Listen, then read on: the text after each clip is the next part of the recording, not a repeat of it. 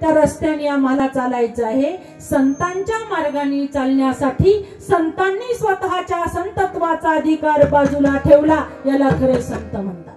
श्रीमंत श्री ज्ञानोबारायांनी कधी म्हटलं नाही मी विश्वाची माऊली आहे. ज्ञानोबारायांनी स्वमुखाने कधी मी वैराग्याचे शिरोमणी आहे असा उच्चार केला नाही तुकोबारायांनी. मग आमच्या डोक्यात काय हे विचार येतात स्वतःला उपाध्या लावून घेण्याचे? त्याला कारण आहे अहंकार. आणि त्या अहंकारापायीच फसगत होते. प्रत्येकाकडे देवाने काहीतरी वैशिष्ट्यपूर्ण गुण दिलेले आहेत. विद्वत्ता दिली आहे, ऐश्वर्य दिलं आहे, औदार्य दिलं आहे. नकळत त्याचा अहंकारात रूपांतर झालं. लोक म्हणतात ते तर ज्ञानी आहे, ते का अहंकार दाखवतील? ज्ञानोबारांनी शंका सोडवली. जे ज्ञानी असतात तिथेच अहंकार वास्तव्य करतो. अज्ञान्यांना अहंकाराशी नम्रतेशी घेणं देणं नसतं. आणखी बोली भाषेत सांगायचं झालं तर तुमच्या लक्षात येण्यासाठी, वेडीला सासर आणि माहेर सारखंच असतं. आता लक्षात महिला मंडळ? पुन्हा एकदा सांगते, वेड्या बाईला सासर आणि माहेर सारखंच असतं. तिला दिवाळीला सासरी ठेवलं काय माहेरी पाठवलं काय फरक पडत नाही. 4 भाऊबीजीला पाठवू नका ना तुम्ही तिला माहेरी, काही नाही, वेडीच आहे ती. सासर माहेर सारखंच. पण शाणीवर प्रयोग करून बघा बरं. आहा हा हा हा. नवऱ्याने फक्त म्हटलं पाहिजे एवढ्या भाऊबीजीला जाऊ नको ना. अगो बाई, ते म्हणतच नवरा. कारण अलीकडं इथं बसलेले नाही कोणी, हे सगळे वारकरी आहेत. तुम्हाला लांबचं उदाहरण सांगते. एकदाची कशी बायको बाहेर पडतील, माहेरी जातील, घोर खाली होतं, मित्रांना आपण घरी बोलवतो, याची घाई असते काही लोकांना. मग पार्टी वगैरे सगळं काय, हे अलीकडे सगळं फॅन्सी झालंय आणि परिणामी दुःख भोगावं लागतं. या सगळ्या गोष्टींना कारण आहे अहंकार. ज्ञानोबाराय बोलले, नवला अहंकाराची गोठी, विशेषण लगे अज्ञाना पाठी, सज्ञानाचे झोंबे कंठी, नाना संकटी नाचवी. हा अहंकार कारणीभूत ठरतो. तुकोबाराय वैराग्याचे शिरोमणी असूनही ज्यांनी वेदांत साध्या भाषेत लिहिला तरी ते जगताच्या पाया पडून विनंती करताय. आम्ही एकमेकांना वाकून नमस्कार करायला सुद्धा संकुचित प्रवृत्ती ठेवतो. यांच्या पायावर पडायचं का नाही? खरंच मग हे साधू आहे की नाही? असंख्य शंका गिरट्या घालत असतात. हे आपल्यापेक्षा मोठे की आपण यांच्यापेक्षा मोठे? हे ज्ञानाने मोठे की वयाने मोठे? खरंच ते त्या लायकीचे आहेत का? प्रत्येकामध्ये देव वास्तव्य करतो म्हणजे तुम्हीही देव आणि मीही देव. ही समान दृष्टी जेव्हा होईल ना तेव्हा मी परमार्थाच्या पहिल्या पायरीवर चढू शकतो. संबंध परमार्थ पास झालो असं नाही, पहिल्या पायरीवर चढू शकतो.